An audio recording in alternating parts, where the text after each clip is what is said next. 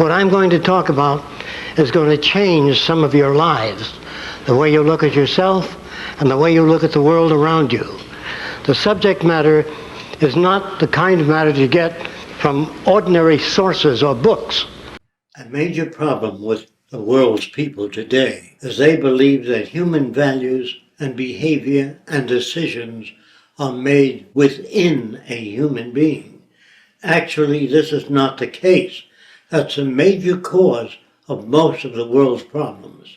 It is the environment they're reared in.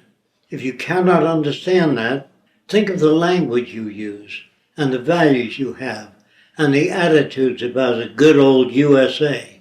If you're brought up in Iran, the value system would be different. Your language would be different.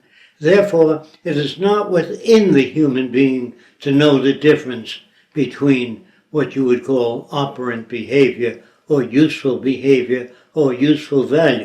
All your values are inculcated by environment, the books you read, the motion pictures you see, the role models you have. Therefore, human beings are not, I repeat this, are not responsible for their values. They are learned.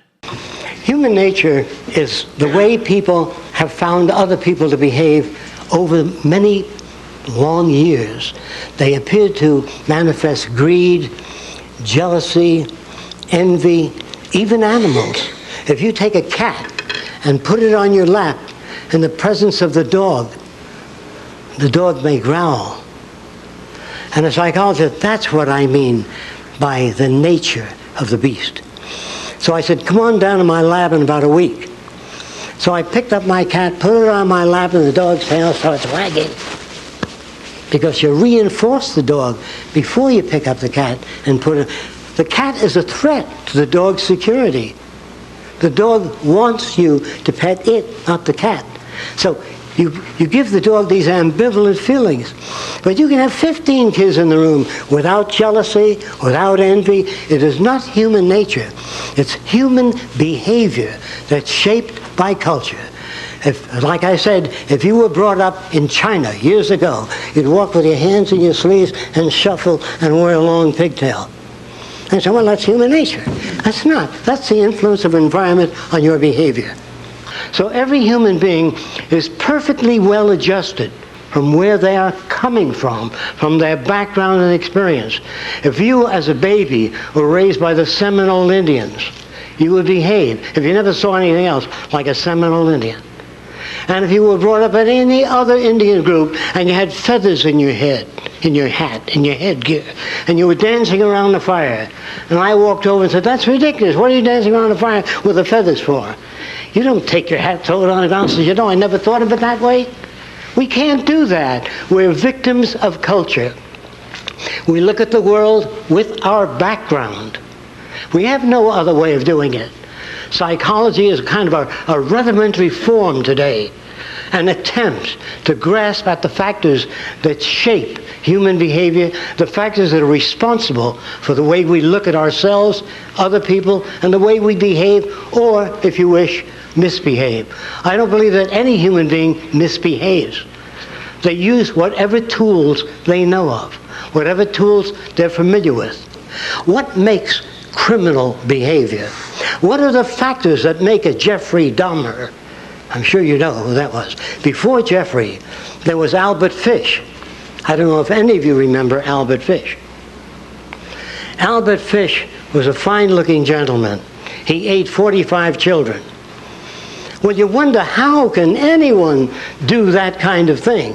I'm going to try to give you some idea of the background of Albert Fish. When he was a youngster, about 10 years old, he was touching his private parts.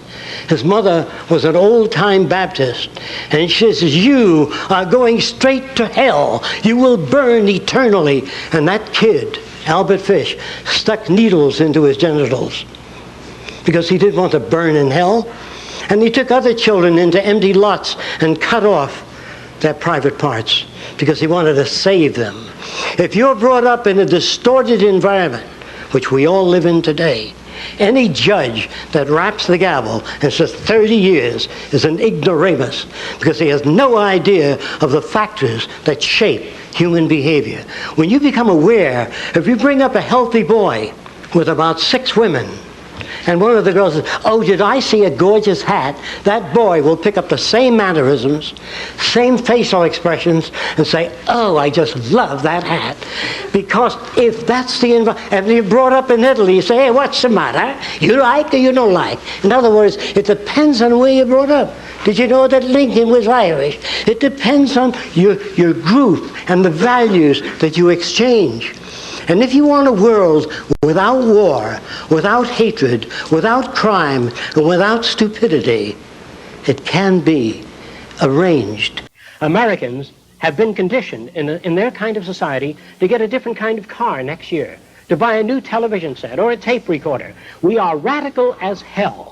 To change the relationship between people, where the male and female are not given separate roles, where the female can say, "I want to be a biochemist or a physicist," and she goes that way. When you hand a girl a doll, you're placing a set. You're beginning to manipulate the people. Everybody's afraid of controlling human behavior. You're always controlling behavior.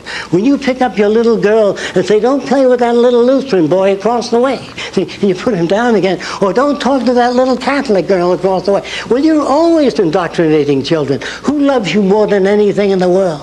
The candy store man. No, your mommy and your daddy. See, indoctrination continuously. Gregory once told me that being black and living in the South, Dick Gregory, he said, whenever I was late for work, I couldn't run to the bus because they would wonder what that blackie was up to. Running. See? In other words, we project our value system into others. We project characteristics into others. A psychologist in one session said that, well, I know 2 children that came from the same environment, and if environment is everything, one turned out to be a gangster, the other a minister. If environment is everything, how do you get those differences? The minute you pick up one child and start playing with it, and the other stands there with that lip out, you're making jealousy and envy. There's no such thing as the same environment.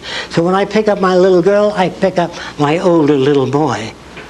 You never work with one child. Why can't you keep your area clean? Your brother does all the time. You leave all your things around. Well, when he trips and falls down the stairs, his brother smiles. An inhibited smile, of course. But he does smile. So we build these artificialities in the world we live in today. We've got to interfere and change things.